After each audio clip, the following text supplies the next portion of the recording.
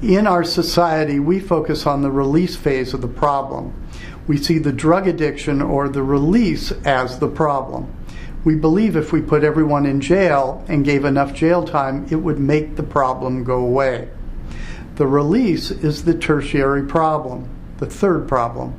The control and grandiosity, or the feeling that somehow we are God, is the secondary problem, or the setup problem.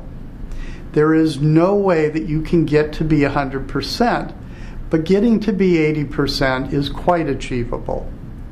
If people realize this, they would not set themselves up for addiction.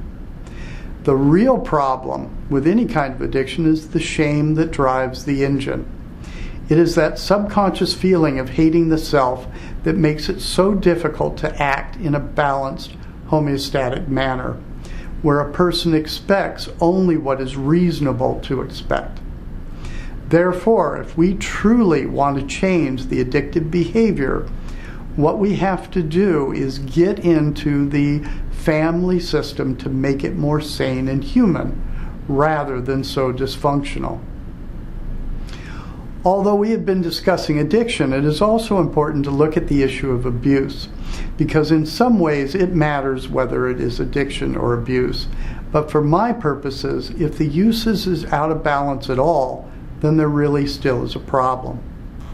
Addiction has been traditionally defined by whether or not physical tolerance to the drug and withdrawal symptoms are really present. If it isn't, then the person isn't physically addicted to the drug. However, they still might be emotionally addicted. You can be emotionally addicted to anything. Anything out of balance can become emotionally addictive. Abuse simply means out of balance behavior in the absence of physical withdrawal.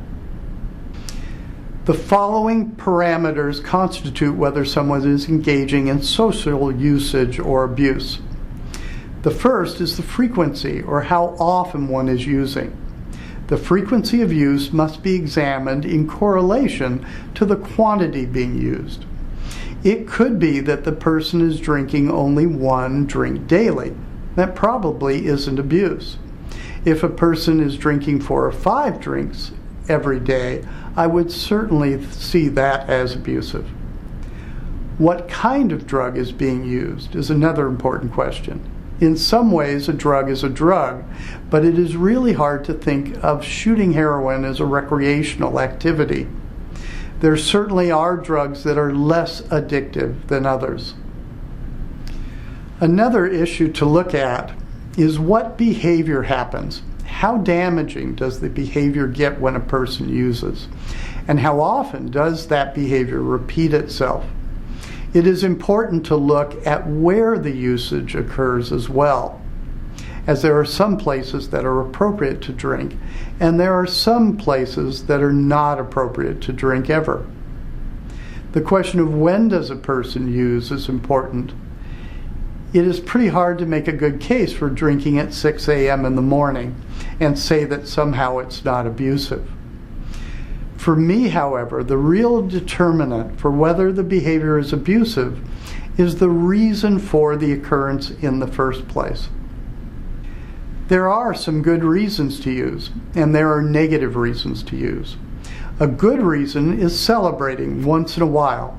It is perfectly normal to periodically drink, to enhance being social, to have fun, and to relax at times.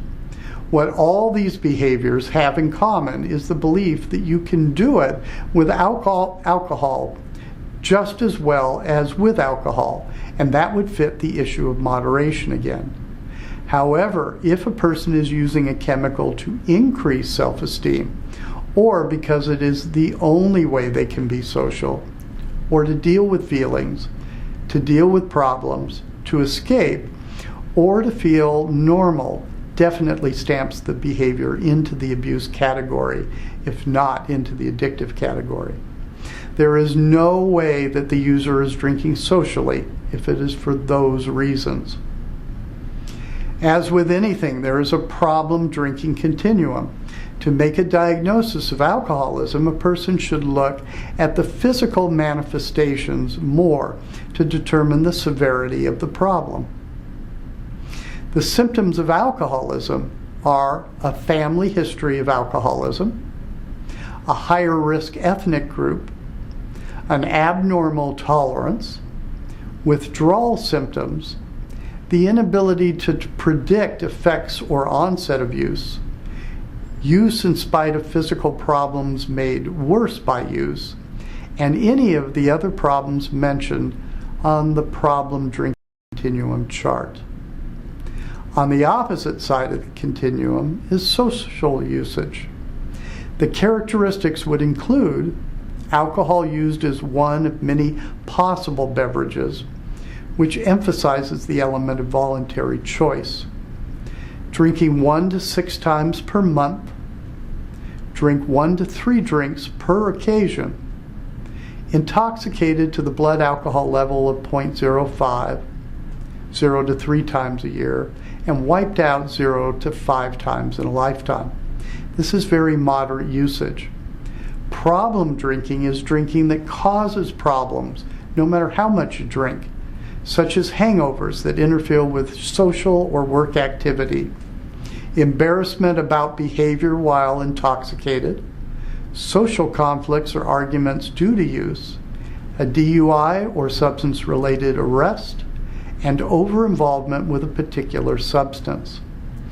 This again is an example of being out of homeostasis.